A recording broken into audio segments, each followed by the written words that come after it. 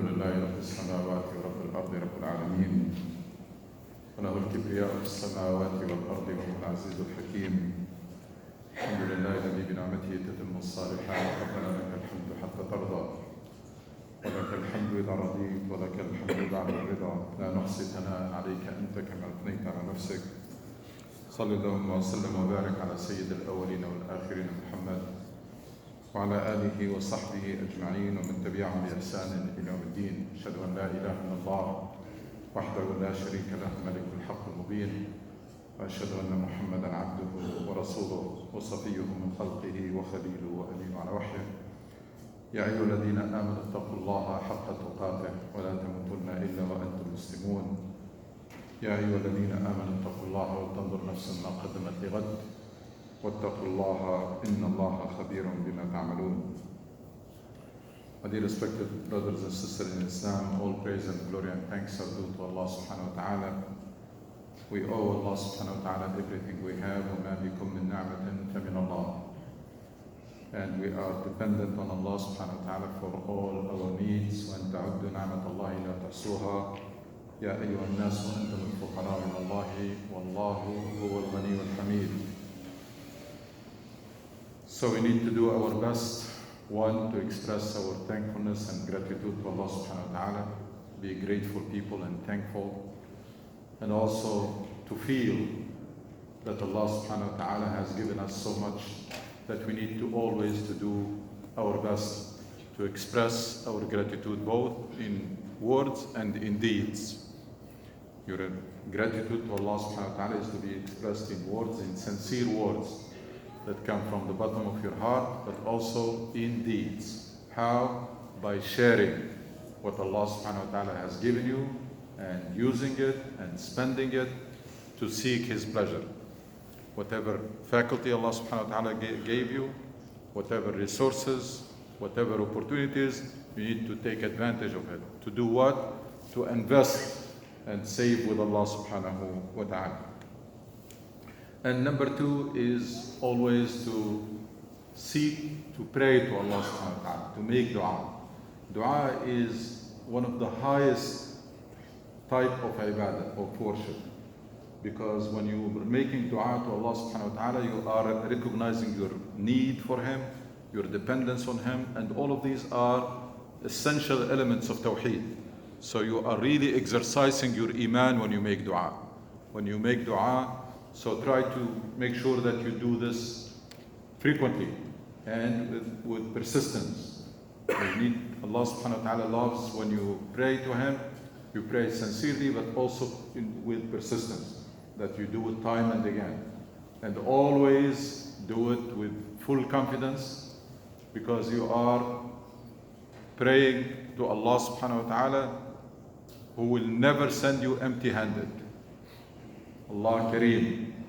So Allah subhanahu wa ta'ala, you're going to get something out of that dua.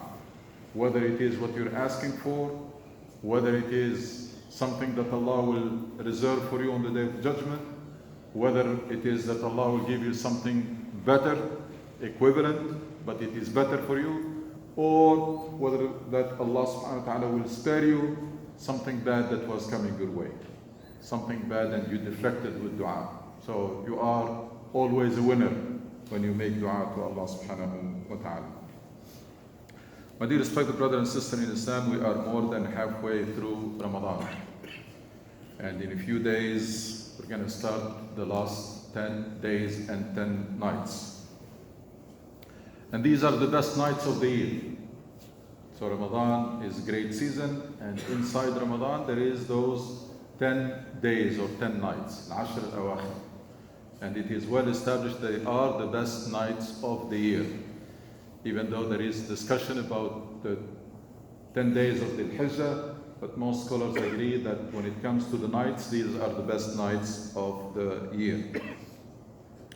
Rasul sallallahu alaihi wasallam used to dedicate all these nights to worship. So Rasul sallallahu alaihi wasallam will basically be full time worshipping Allah subhanahu wa ta'ala, to the point that he will reside even in the mosque. He will do i'tikaf. He will stay the last 10 days in the mosque doing nothing except worship. It's like the angels. between prayers, dhikr, Quran, dua. That's the nature, the life of the believers in the last 10 days. Now, whether you can do that or not, but you need to do your best. Do as much as you can. And we say that all the time we have at hand in Ramadan should be dedicated to pure worship. Salah, dhikr, dua, salah, dhikr, dua, and Quran, and studying the Quran. Now that applies even more during the last 10 nights. I strongly recommend, I hope this will become a habit for Muslims, that to take days off in the last 10 days of Ramadan, whether they take all of them or at least few days off, so that they can really take full advantage of these nights. And in those nights there is a special night, actually a very special night. It's Laylatul Qadr.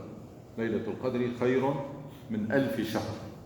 Now many people do not realize that Quran is telling us in an eloquent way.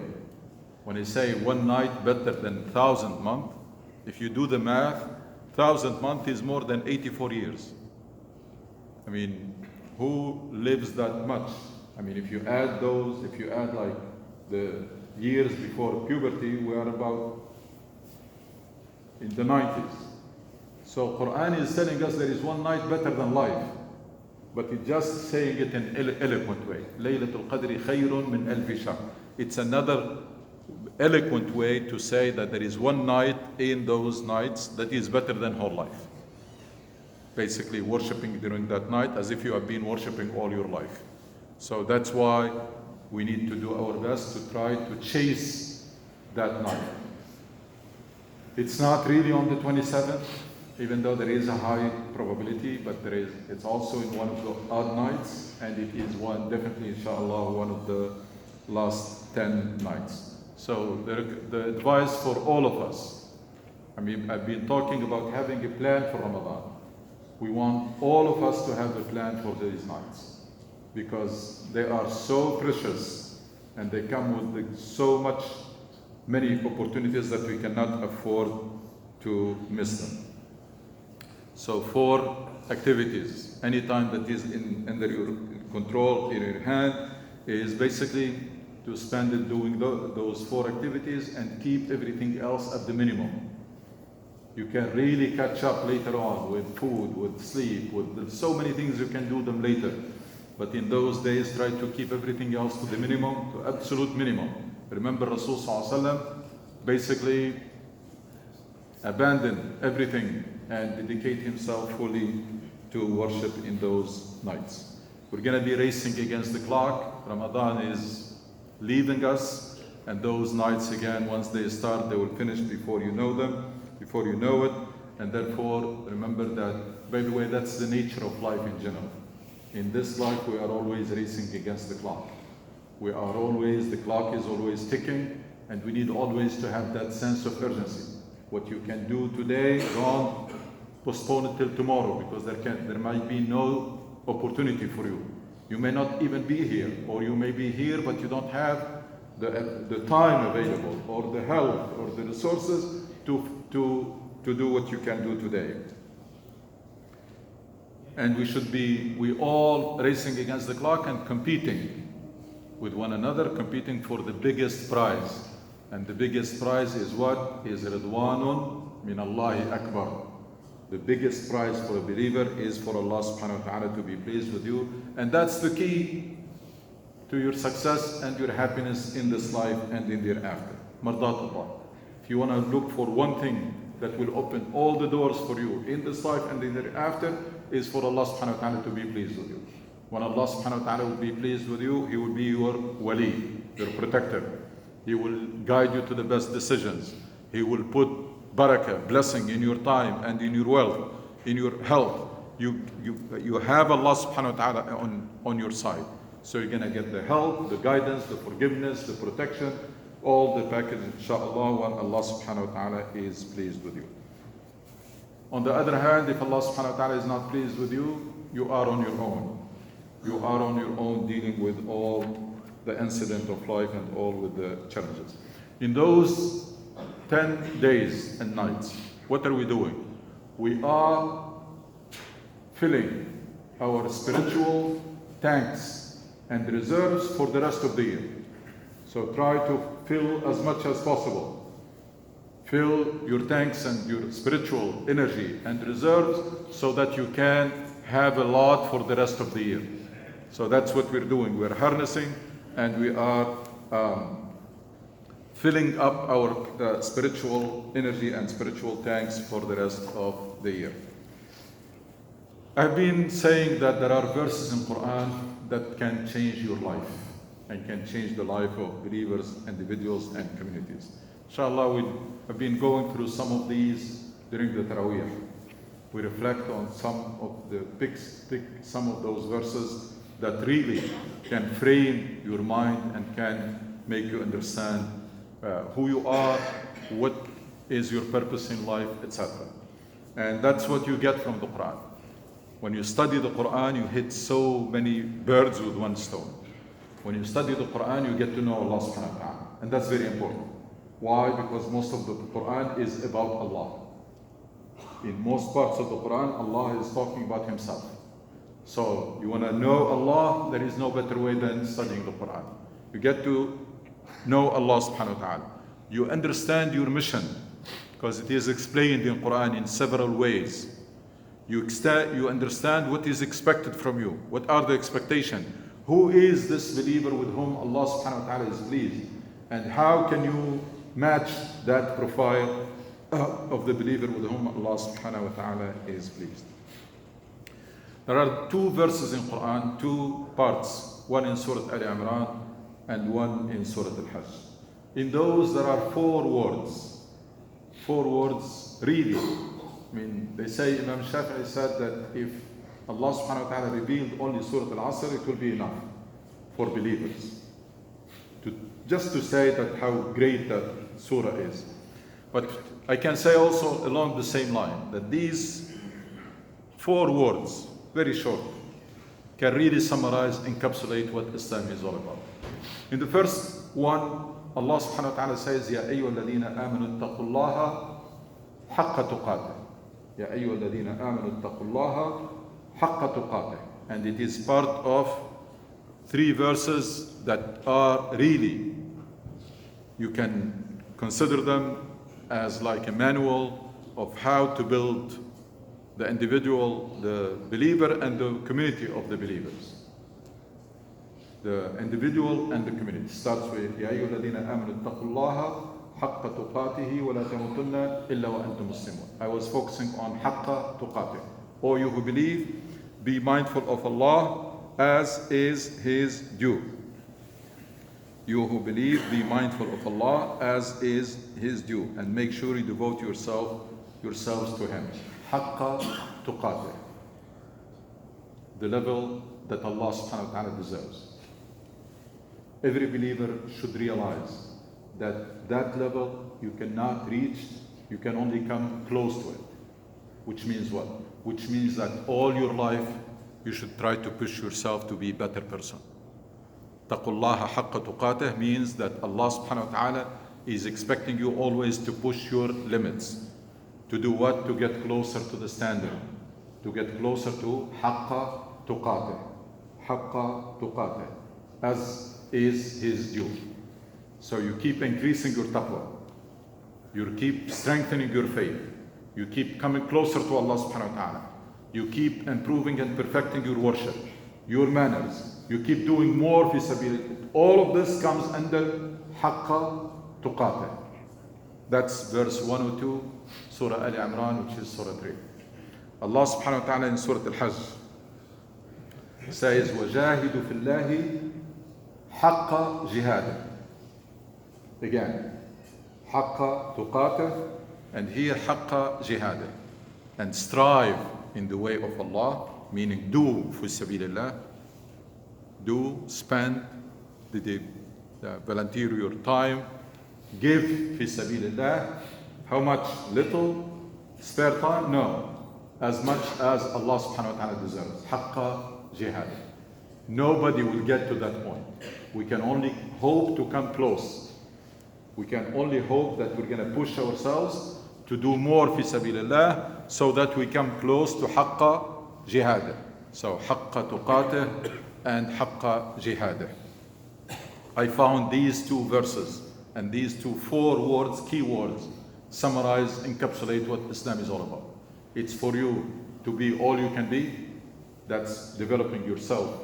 Haqqa tuqatih, spiritually, your knowledge, your skills, your health, everything, your character. All of these comes under haqqa tuqatih and under tazkiyah. قَدْ أَفْلَحَ مَنْ زَكَّاهَا قَدْ أَفْلَحَ مَنْ تَزَكَّى. And then haqqa jihadi means that you do fi sabilillah. And again, unfortunately, we have to keep saying this all the time, that jihad has nothing to do with fighting or violence or anything. Jihad meaning doing your utmost. Jihad striving. If you do your maximum, that's jihad. Whether you're doing it for school or in your work or anything that you're doing. If you do your maximum, then you're doing that's performing jihad. Jihad is pushing your limits or doing your utmost, striving. That's how it is translated. The other words for fighting is qital.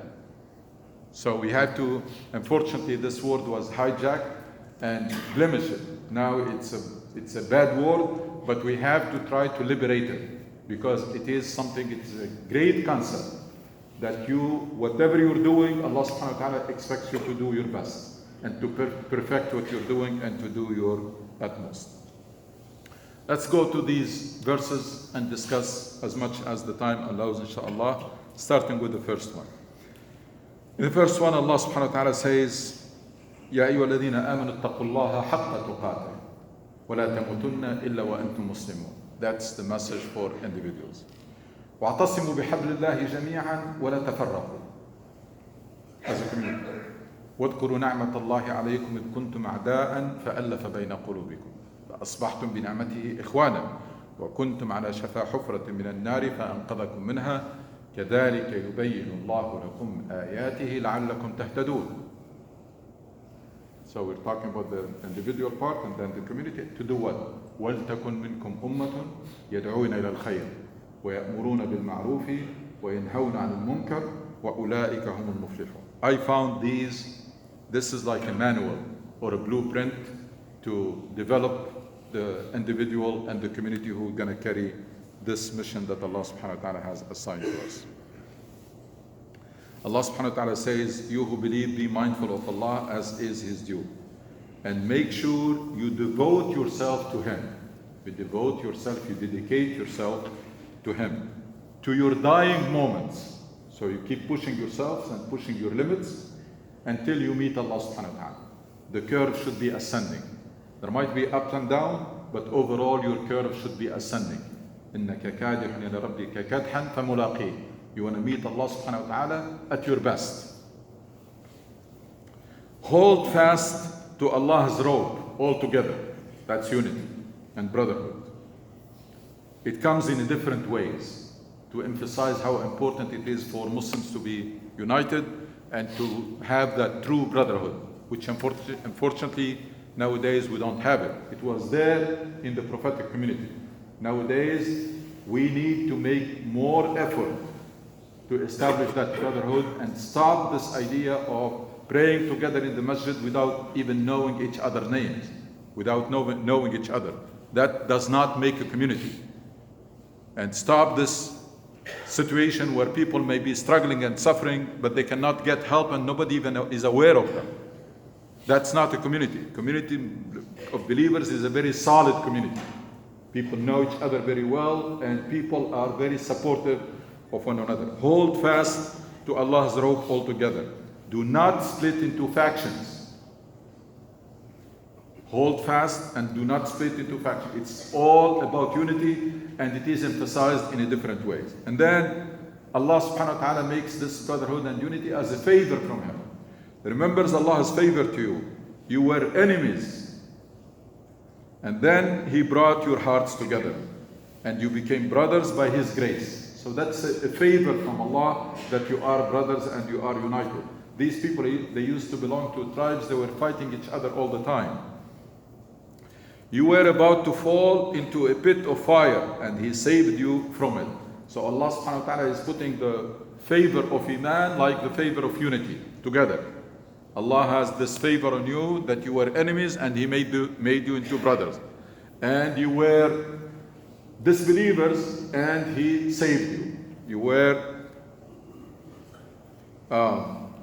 about to fall into a pit of fire and He saved you from it. In this way, Allah makes His revelation clear to you so that you may be rightly guided. Why is this? Why each one of us has to push himself or herself to be all you can be and ittaqullaha haqqa tuqatih? And then why do we have to come together? The answer comes in the third verse. That's how you should study the Quran. Should have that conversation with the Quran. In the next verse, Allah subhanahu wa ta'ala says, be a community. So all of this is to fulfill the mission that was assigned to you. Be a community that calls for that is good. Beautiful. يَدْعُونَ إِلَى الْخَيْرِ. That as a community you should call for anything that is good. Not necessarily religious. Anything that is beneficial. Whether it is you're advocating justice, you're advocating social justice, environmental justice, anything that is good, call for that is good. A community that calls for what is good, urges what is right, calls for what is good, urges what is right, and forbids what is wrong. وَلْتَكُنْ مِنْكُمْ أُمَّةٌ يَدْعُونَ إِلَى الْخَيْرِ وَيَأْمُرُونَ بِالْمَعْرُوفِ وَيَنْهَوْنَ عَنِ الْمُنكَرِ. That's the key. That's the heart of our deen. It's everybody working on himself to be the best you can be, to be all you can be, working to develop that strong community and that strong unity and the brotherhood. And all of this is to fulfill that mission of calling to what is good and urging what is right and forbidding what is wrong. That's the paradigm that was lost, unfortunately.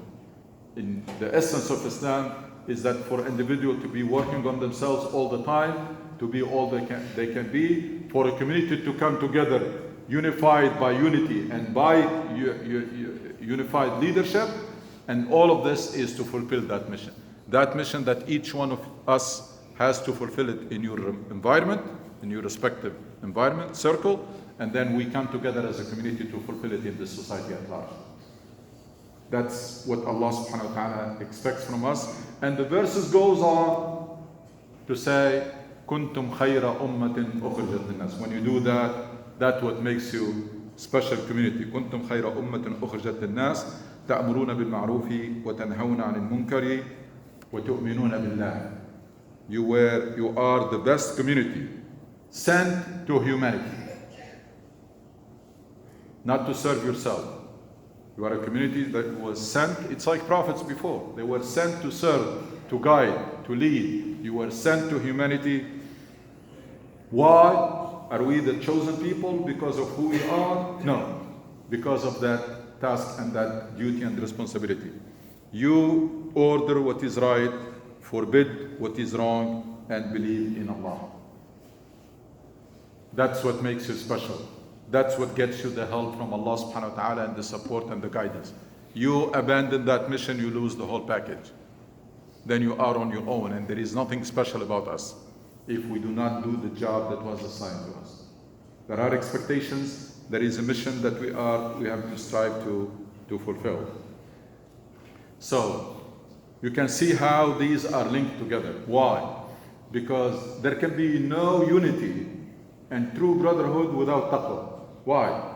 Because taqwa makes you more capable of restraining yourself. And when each one of us is capable of restraining yourself, then we can interact. If we have the self-discipline and the self-restraint, it's like in traffic. When people have good brakes, then there can be safe traffic. Otherwise, we try to avoid one another. And that's what's happening. That's what's happening in Muslim communities all over the world. And nowadays, even in Muslim families. People are avoiding each other. Why? Because people, don't have that taqwa and the self-restraint. So to avoid any headache, the relationships are becoming weaker and weaker. We're going in the wrong direction. So taqwa, without it there can be no unity and brotherhood. When people are working on themselves, working on their akhlaq, and they become honest and restrain themselves and their tongues, then we can come closer to one another. And then we can interact. We can interact with that full trust and confidence, because people are honest, they keep their promises, they keep their words, etc. But when that's not there, then people will start taking distances. And that's unfortunately, as I said, nowadays, it's not only in communities, it's happening in families. Even in families, people are taking distance from one another. Why? Because the interaction is not healthy. Why? Because people are not in control of their tongues, in control of their actions and their behavior. And the best way, or the safest way people find, is just to avoid one another and to stop those relationships.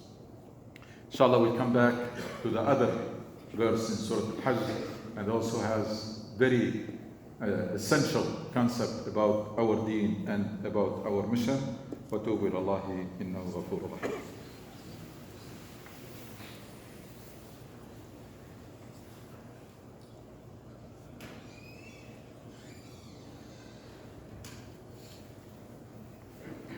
إن الحمد لله نحمده ونستعينه ونستغفره ونستهديه ونتوب إليه. نعوذ بالله من شرور أنفسنا ومن سيئات أعمالنا. من يهد الله فهو المهتد ومن يضلل فلن تجد له وليا مرشدا. Inshallah, we'll read the verses. These are verses at the end of Surah Al-Hajj. Allah subhanahu wa ta'ala says, يا أيها الذين آمنوا اركعوا واسجدوا واعبدوا ربكم وافعلوا الخير لعلكم تفلحون وجاهدوا في الله حق جهاده هو اجتباكم وما جعل عليكم في الدين من حرج ملة أبيكم إبراهيم هو سماكم مسلمين من قبل وفي هذا ليكون الرسول شهيدا عليكم وتكونوا شهداء على الناس فأقيموا الصلاة وآتوا الزكاة واعتصموا بالله هو مولاكم فنعم المولى ونعم النصير. Allah subhanahu wa ta'ala says, believers, bow down, prostrate yourselves, wasjud. Worship your Lord. So worship is more than ruku' and sujood, because it mentioned ruku' and sujood and then worship. Worship your Lord. And then do good. So ruku', sujood, worship is even bigger, and then do good. وَفَعْلُوا الْخَيْرِ. And left it very general. In the other verse it was calling to what is good. In this verse it's saying doing, and do good, so that you may succeed. Now you may think that's it. If I pray and observe my personal duties and responsibility, and also I do good, then I'm fine. No. وَجَاهِدُوا فِي اللَّهِ حَقَّ جِهَادًا. And strive hard for Allah. Strive hard for Allah as is His due. He has chosen you. It's a great honor that Allah has chosen you for this job and for this status. He has chosen you and placed no hardship in your religion, the faith of your forefather Abraham. Allah has called you Muslim. Allah has called you Muslims both in the past and in this message, so that the messenger can bear witness about you, and so that you can bear witness about other people. And then comes back. So keep up the prayer, give your prescribed alms, and seek refuge in Allah. It starts with ruku' sujood, fa'al al-khayr, and then in the middle, strive hard for Allah, do everything you can fi sabilillah, and then to support yourself in this mission, come back, فَأَقِيمُوا الصَّلَاةَ وَآتُوا الزَّكَاةَ. Starts with ruku' and sujood, do good, and then strive hard, and then help yourself, استعينوا بالصبر والصلاة, help yourself with the prayers and with those duties that Allah subhanahu wa ta'ala, and that's for what? So that you can be witnesses over people like the Prophet was witness over you, which means that so that you can fulfill the same role among your people, you fulfill the same role that the Prophet ﷺ was sent to fulfill. Each one of us has to be Rasul Qawmih. Rasul Qawmih means that the job that Rasul ﷺ was sent to fulfill for all humanity, his followers, you and I, are expected and assigned to fulfill that job in our small circles. Each one of us in their own circles, and will be asked about it. Dear brothers and sisters in Islam, we cannot close without just a couple of words about what is going on in Palestine and Al-Aqsa Mosque. This Israeli government, the worst probably ever. It consists of people, I don't know how can you describe them. Radical is not enough. Extremist, racist, I don't know how can you describe them. Most of them, they have even criminal cases against them by their own law. Yeah. And once again, we have attack on people, worshippers, in a sacred place that made it even hard for the strongest allies to justify it or not to denounce what is going on. I don't know where this government is taking the whole region, but again, we see how we Muslims still, there are people who can abuse our sacred places and people who can do all of that and with impunity, with paying no price. Why? Because we became very cheap in the world stage that people can afford to do that to us. Pray to those people who are defending Al-Aqsa Mosque, praying there, staying there all the time so that it cannot be attacked and it cannot be abused. And they are doing that on behalf of the whole Ummah. So the least we can do is one, to appreciate what these people are doing because they're defending a sacred place for 2 billion, on behalf of 2 billion Muslims, and then we at least to support them with the dua in this blessed month. ربنا اتنا في الدنيا حسنة وفي الآخرة حسنة وقنا عذاب النار.